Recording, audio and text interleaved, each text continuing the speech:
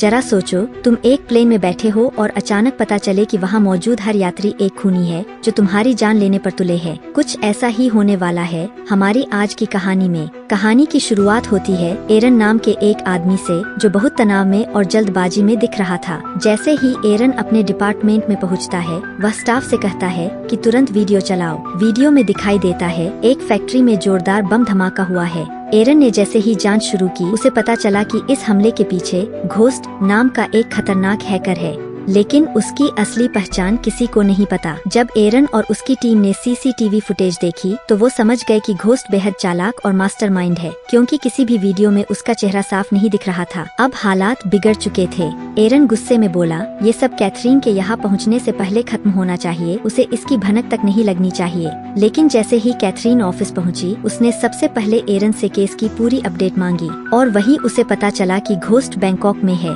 Factory में हुए धमाके में कैथरीन की टीम के कई लोग मारे गए थे और अब वो गुस्से से भरी हुई थी। उसने तुरंत पूछा, हमारी कौन सी टीम बैंकॉक के सबसे करीब है? एरन ने जवाब दिया, सिंगापुर में एक टीम है, लेकिन उन्हें बैंकॉक पहुंचने में थोड़ा वक्त लग सकता है। कैथरीन के दिमाग में तुरंत ख्याल आया, अगर घोस्ट बैंकॉक में है तो वो भी वहाँ फ्लाइट से ही पहुँचा होगा। अब किसी भी हाल में उसे पकड़ना जरूरी था। उसके पास सिर्फ 1 घंटे का वक्त था। सारे ऑफिस में अफरातफरी मच गई। हर कोई न कोई आइडिया देने लगा। तभी कैथरीन ने गहरी सांस लेकर कहा, अब हमारे पास बस एक ही रास्ता है और वो काम सिर्फ एक इंसान कर सकता है। किस्मत से वो अभी बैंकॉक में ही है। कहानी अब सीधे बैंकॉक पहुंचती है। एक छोटा बच्चा धीरे धीरे एक ऑटो रिक्शा के पास आता है, जिसमें एक आदमी गहरी नींद में सो रहा है। बच्चा धीरे से उसका सामान चुराने की कोशिश करता है। तभी वो आदमी जाग जाता है। उसका नाम है लूकस। लूकस ने बच्चे को डांटकर भगा दिया और खुद सिगरेट पीते हुए एक बार में चला गया। बारटेंडर ने मुस्कुराकर पूछा, सर, कॉफी लाऊं? लूकस ने ठंडी आवाज में कहा, नहीं, मैं सिर्फ शराब पीता हूँ, वो भी अगर मुफ्त मिले। थोड़ी देर बाद उसने हंसते हुए बारटेंडर से कहा, मेरे शरीर के सारे अंग बिल्कुल फिट है। जब मैं मर जाऊं तो बेचकर सारा पैसा रख लेना। इतने में उसका फोन बज उठा। रिंगटोन सुनते ही उसके चेहरे का रंग उड़ गया, जैसे किसी भूत को देख लिया हो। कॉल कैथरीन की थी। लूकस ने तुरंत कॉल काट दी, लेकिन कैथरीन भी जिद्दी थी। उसने फिर से कॉल किया और फिर से। लूकस हर बार फोन काट देता। अचानक बार के लैंडलाइन की घंटी बजने लगी। लूकस बोला, मत उठाना फोन, लेकिन बारटेंडर ने फोन उठा लिया। लाइन पर कैथरीन थी। उसने सीधा कहा, जल्दी से लूकस से बात करवाओ। फोन लूकस को थमाया गया। लूकस गुस्से में चिल्लाया, तुझसे बात क्यों करूं मैं, पागल औरत, तूने मेरी जिंदगी तबाह कर दी। मैं यहाँ बैंकॉक में छिपकर रह रहा हूँ और लोग अब भी मेरा पीछा कर रहे हैं। कैथरीन ने शांत आवाज में जवाब दिया, लूकस, ये तुम्हारा आखिरी मौका है सब कुछ ठीक करने का। बस एक बार मेरी बात पर यकीन कर लो।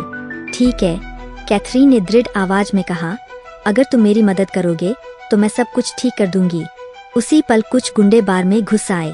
उनका इरादा साफ था, लूकस को खत्म करना। लेकिन लूकस कोई आम आदमी नहीं था। पलक झपकते ही उसने एक एक करके सबको धूल चटा दी। कुर्सियां टूटीं, शीशे बिखरे और कुछ ही मिनटों में बार फिर से शांत हो गया। लड़ाई के बाद लूकस बाहर निकला और गुस्से में कैथरीन को फोन लगाया। अब बताओ, करना क्या है? कैथरीन ने बिना समय गवाए कहा, एक हैकर है, घोस्ट, वही जिसने फैक्ट्री ब्लास्ट किया था।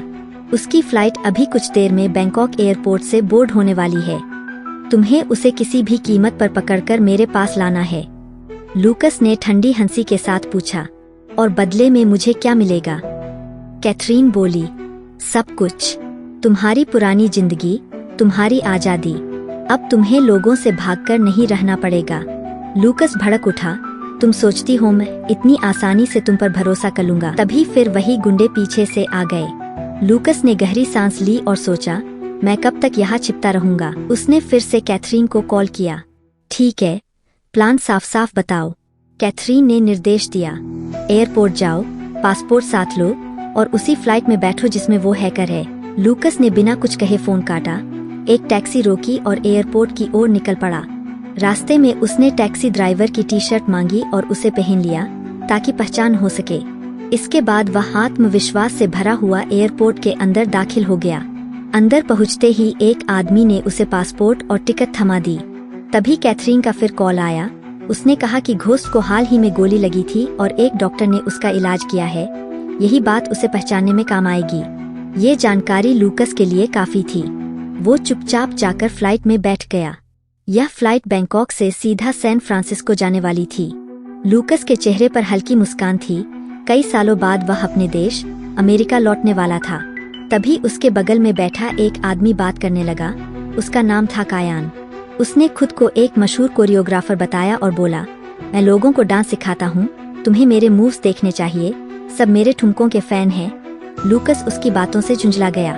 वहीं दूसरी ओर कैथरीन की टीम ने अपडेट दी कि उस फ्लाइट में बैठे सारे लोग असल में किलर्स हैं, जो घोस्ट को खत्म करने के मिशन पर निकले हैं। मगर किसी को यह नहीं पता था कि घोस्ट आखिर दिखता कैसा है। यह सुनते ही कैथरीन के चेहरे का रंग उड़ गया। उसने दोबारा अपनी टीम से पूछा, क्या तुम पक्का कह रहे हो? टीम ने हाँ में जवाब दिया। कैथरीन समझ गई कि हालात अब हाथ से निकलने वाले हैं। उसने तुरंत आदेश दिया कि किसी भी तरह घोस्ट की शक्ल का पता लगाओ। उसी वक्त फ्लाइट में कायान ने लूकस को एक ड्रिंक ऑफर की, लेकिन जैसे ही लूकस ने वो ड्रिंक पी, उसे सब कुछ धुंधला दिखने लगा और उसका सिर घूमने लगा। अगले ही पल कायान उसे उठाकर बाथरूम में ले गया और धमकाने लगा। दरअसल कायान को कुछ समय पहले ही घोस्ट को मारने का कॉन्ट्रैक्ट मिला था और उसे लगा कि लूकस ही असली घोस्ट है। उसने बिना कुछ सोचे समझे लूकस को बेरहमी से पीटना शुरू कर दिया। लूकस खुद को बचाने की कोशिश करता रहा, लेकिन ड्रिंक के असर से उसका शरीर साथ नहीं दे रहा था। कायान का दबाव बढ़ता जा रहा था। उसने लूकस का गला दबाना शुरू किया। तभी लूकस की नज़र ऊपर दीवार पर लगे एक लोहे के हैंडल पर पड़ी। उसने पूरी ताकत लगाई और कायान को उठाकर उसका सिर जोर से उसी हैंडल में दे मारा। एक ही वार में कायान की मौत हो गई। लूकस वहीं गिर पड़ा। उसका शरीर थक चुका था, लेकिन उसे थोड़ा सुकून मिला। कम से कम अब वो जिंदा था। उसे महसूस हुआ कि ड्रिंक का असर तेजी से बढ़ रहा है और वह किसी भी पल बेहोश हो सकता है। इसीलिए वह घिसकता हुआ दरवाजे तक पहुंचा और वहां रखे शैम्पू को पी गया ताकि उसे तुरंत उल्टी हो जाए। उल्टी के बाद लकस को थोड़ी राहत मिली। तभी वॉशरूम के बाहर दो फ्लाइट अटेंडेंट पहुंचे। लड़की का नाम ईशा था और लड़के का रॉयस। वो दोनों इसलिए आए थे क्योंकि वॉशरूम का दरवाजा बहुत देर से बंद था। बार बार दरवाजा खटखटाने के बावजूद लकस ने कोई जवाब नहीं दिया। फिर वहाँ स्काई मार्शल भी आ गया और दरवाजा जोर जोर से पीटने लगा। आखिर लकस ने दरवाजा खोल दिया। सबने उससे पूछा कि वो इतने वक्त से अंदर क्या कर रहा था। लकस ने कहा उसकी तबीयत अचानक बिगड़ गई थी, इसीलिए वक्त लग गया। मगर स्काई मार्शल को उस पर शक हुआ और उसने तुरंत बंदूक निकालकर लकस की तरफ तान दी, लेकिन पलक झपकते ही लकस ने उसकी बंदूक छीन ली, जिससे अटेंडेंट सन्न रह गए। कायान की लाश नहीं मिली क्योंकि लकस ने उसे वॉशरूम में छिपा दिया था। दोनों अटेंडेंट घबरा गए तो लकस ने बताया कि वो FBI एजेंट है और फ्लाइट में मौजूद एक खतरनाक अपराधी को पकड़ने आया है। ईशा ने पूछा, वो दिखता कैसा है और कौन है? हम मदद करेंगे। इस पर लकस ने कहा कि उसका नाम घोस्ट है। अब तक किसी ने उसका चेहरा नहीं देखा और उसका असली नाम भी किसी को नहीं मालूम। बस इतना पता है कि हाल ही में उससे गोली लगी थी और फ्लाइट लैंड होने से पहले हमें उसे ढूंढना है। जिस आदमी को मैंने मारा वो भी घोस्ट को मारने आया था, लेकिन उसे लगा मैं ही घोस्ट हूँ। इसका मतलब ये भी हो सकता है कि फ्लाइट में और लोग भी है जो घोस्ट को मारने के इरादे से आए हैं। लेकिन मुझे घोस्ट को जिंदा पकड़ना है, तो इससे पहले कि कोई उसे मार डाले हमें उसे पहचानना जरूरी है। लूकस ने ईशा से कहा कि उसे कुछ कपड़े चाहिए क्योंकि उसके पास अभी कुछ नहीं है। इसी दौरान कार्गो एरिया में एक और हिटमैन छिपा था जो अपने हथियार को लोड कर रहा था। इतने में लूकस तैयार हो गया और उसने वॉशरूम से निकलकर बाहर पैसेंजर्स की लिस्ट को देखा। फिर ईशा उसे लेकर कार्गो एरिया पहुंची और सब वहीं बैठ गए। जैसे ही उन्होंने एक कंपार्टमेंट खोला तो उसमें से एक लाश नीचे गिर पड़ी। ये लाश किसी और की नहीं बल्कि असली स्काई मार्शल की थी, यानी जिसे लूकस ने मारा था वो नकली था और स्काई मार्शल बनकर आया था। लूकस ये देखकर कुछ सोच में पड़ गया और जमीन पर बैठ गया। तभी उसने नोटिस किया कि ईशा डर के मारे पसीने पसीने हो रही है, लेकिन लूकस को अपने अनुभव से पता चल गया कि ये पसीना डर का नहीं बल्कि चोट का है। ऐसा पसीना वही लोग बहाते हैं जो अंदर से घायल होते हैं। फिर लूकस बोला कि मुझ पर पहले भी कई बार हमले हो चुके हैं, गोलियों और चाकुओं से भी। इसका मतलब तुम भी घायल हो, तुम्हें गोली मारी गई है ना? लकस समझ गया कि ईशा ही घोस्ट है। सबको लग रहा था कि इतना बड़ा हैकर एक लड़का ही होगा, लेकिन वो तो लड़की निकली। ईशा ने इस बात को मानने से इनकार कर दिया। ईशा ने कहा कि नहीं नहीं, मुझे कोई गोली नहीं लगी, पागल हो क्या आप? कार्गो डिपार्टमेंट में छुपा हुआ हिटमैन उनकी सारी बातें सुन रहा था। उसने अचानक से ईशा पर हमला करना चाहा, मगर ईशा ने एक ही झटके में उसे मौत के घाट उतार दिया। इस बात से तो क्लियर ही हो गया कि ईशा ही घोस्ट है। ईशा को लूकस पर भरोसा नहीं था कि वह सिर्फ उसे पकड़ना चाहता है, मारना नहीं। लेकिन लूकस ने कहा कि मुझ पर भरोसा नहीं करोगी तो करोगी क्या? इस प्लेन में मौजूद हर एक इंसान मुझे लगता है तुम्हें मारने ही आया है, और सिर्फ मैं हूँ जो तुम्हें बचाना चाहता हूँ। ईशा के पास कोई चारा था नहीं, तो वह मान गई और कहा कि आगे का प्लान क्या है। लूकस ने कहा कि तुम एयर होस्टेस होने की एक्टिंग करती रहो, पर जब भी तुम्हें किसी पर डाउट हो तो सीधा आकर मुझे बताना। फिर वह पायलट से मिले और उसे बताया कि कुछ बहुत बुरा होने वाला है, तो चाहे कुछ भी हो जाए लेकिन कॉकपिट का दरवाजा मत खोलना। एक पैसेंजर ने ईशा से कॉफी मांगी। ईशा ने कॉफी दे दी और फिर वापस अपनी जगह पर आ गई।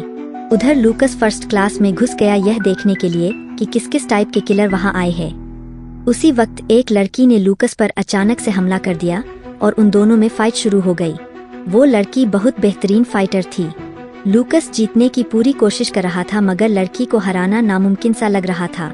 जब लड़की ने मास्क हटाया तो लूकस समझ गया कि यह ट्रैड गैंग की मेंबर है, जो कि एशिया का सबसे बड़ा गैंगस्टर ग्रुप था। तभी लूकस की नज़र कांच के टूटे हुए ग्लास पर पड़ी। उसने ग्लास उठाया और लड़की की आंख में घुसा दिया, जिससे लड़की को कुछ भी दिखना बंद हो गया। लेकिन वो किलर फिर भी हार नहीं मान रही थी, जिसके बाद लूकस ने वह ग्लास उसके सर में घुसाकर लड़की को मार डाला। मगर बात यहाँ खत्म नहीं हुई। प्लेन ट्रैड गैंग के मेंबर से भरा हुआ था और सब ने अब लूकस पर हमला बोल दिया। वही दूसरी तरफ जिसे ईशा ने कॉफी दी वह इंसान जानता था कि ईशा ही घोस्ट है।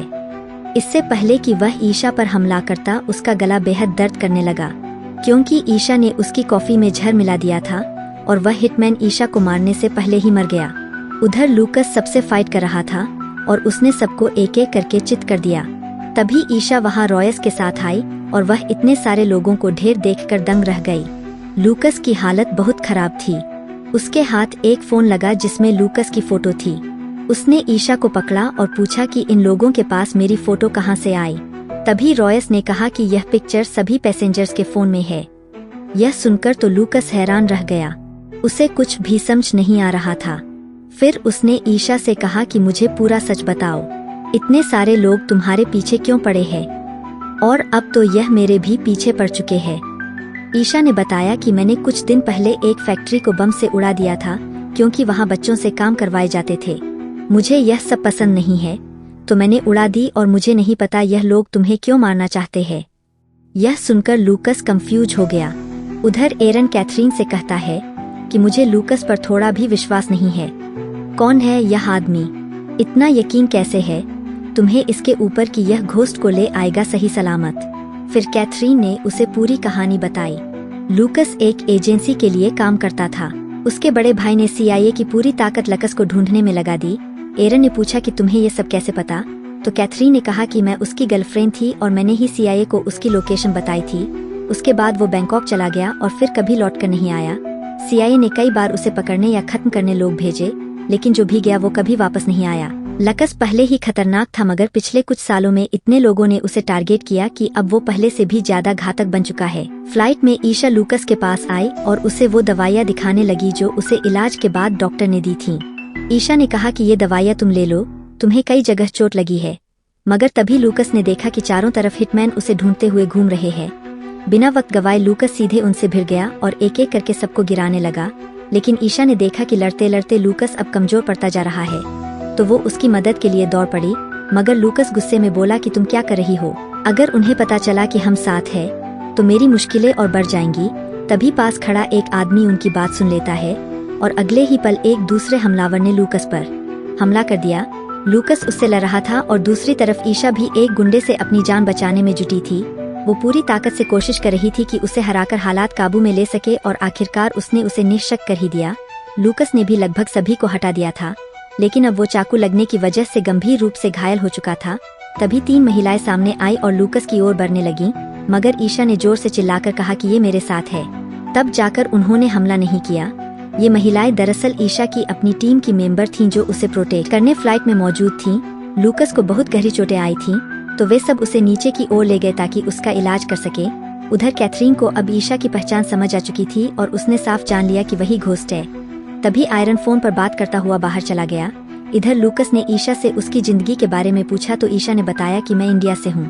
बचपन में अनाथ थी और अनाथ बच्चों का कोई पूछने वाला नहीं होता, इसलिए उन्हें किडनैप कर लिया जाता है। किडनैपर पहले तो घर का सारा काम करवाते थे और बाद में उन्हें बेच देते थे, लेकिन मेरा दिमाग थोड़ा तेज था तो उन्होंने तय किया कि मुझे बेचने से अच्छा है मेरे टैलेंट से पैसा कमाया जाए। मुझे हैकिंग आती थी और मैं उन्हें कई मुश्किलों से निकालने लगी। धीरे धीरे मैं सब कुछ समझने लगी और जब थोड़ा बड़ा हो गई तो एक मौका देखकर भाग निकली। उसके बाद के 10 साल मैंने एक खास डिवाइस पर काम करने में लगा। मैंने दुनिया का सबसे खतरनाक डिवाइस बनाया जिसकी मदद से आप किसी भी सिस्टम को 30 सेकंड में हैक कर सकते हो। वही काम बाकी हैकर्स को करने में सालों लग जाते थे, लेकिन जल्द ही सबको इस बात का पता लग गया और सब मेरे पीछे पड़ गए। इन लोगों को मैं नहीं बल्कि वह डिवाइस चाहिए। मुझे डर है कि अगर यह डिवाइस किसी गलत हाथ में चला गया तो इससे ज्यादा खतरनाक और कुछ भी नहीं हो सकता। फिर हम देखते हैं कि कैथरीन एरन के पास आई और कहा कि तुम मुझसे क्या छुपा रहे हो, मुझे अभी सब कुछ बताओ। फिर एरन उसे सब कुछ सच बताने लगा कि मेरे लोग भी घोस्ट के पीछे पड़े हैं। उसके पास एक बहुत स्पेशल डिवाइस है जिसके लिए लोग मुंह मांगी कीमत देने को तैयार है। जैसे ही मुझे पता चला कि घोस्ट उस प्लेन में है तो मैंने उसके ऊपर इनाम रख दिया और सभी किलर्स को प्लेन में पहुंचा दिया। मुझे तो बाद में पता चला कि आपने भी अपने एजेंट को प्लेन में भेजा है, तो मैंने सबसे पहले लूकस की फोटो सभी किलर्स को भेज दी ताकि वह पहले लूकस को मार दे और फिर घोस्ट को। मुझे यकीन है कि अब तक वो लोगस को मार चुके होंगे और जल्द ही घोस्ट को भी मार देंगे। आखिर में वह सभी किलर्स पैसों के लिए आपस में लड़ेंगे और जब तक प्लेन लैंड होगा कोई नहीं बचेगा, सब लोग मर जाएंगे। वो डिवाइस मेरा, मैं आपको उसमें से एक छोटा सा शेयर दे सकता हूँ, जिसके लिए कैथरीन मान गई। प्लेन में ईशा को पता चला कि उसकी फोटो ऊपर बैठे सभी किलर्स तक पहुँच गई है। इसका मतलब लड़ाई अब और भी खतरनाक होने वाली है। लकस ने कहा कि मुझे वह दवाई दो और दवाई पीते ही उसके शरीर में बदलाव आने शुरू हो गए। वो ऐसा बिहेव करने लगा मानो नशे में धुत हो। जब उसने बोतल का लेबल हटाया तो पता चला कि यह एड्रेनलिन नहीं बल्कि टॉड वेनम है, जिस वजह से उसका दिमाग बहुत ज्यादा हाइपर हो गया था। उसे बहुत ज्यादा एनर्जी महसूस हो रही थी। वो नशे में ही सबके साथ ऊपर चला गया। अब तीनों लड़कियों ने किलर्स पर हमला कर दिया और एक एक करके सबको मारना शुरू कर दिया। जब भी लूकस किसी पर हमला करने जाता तो उसे अजीब अजीब चीजें महसूस होने लगती। उसका दिमाग उसे अजीबोगरीब चीजें दिखाने लगता। वो इसी हालत में लोगों को इस दुनिया से मुक्ति दे रहा था।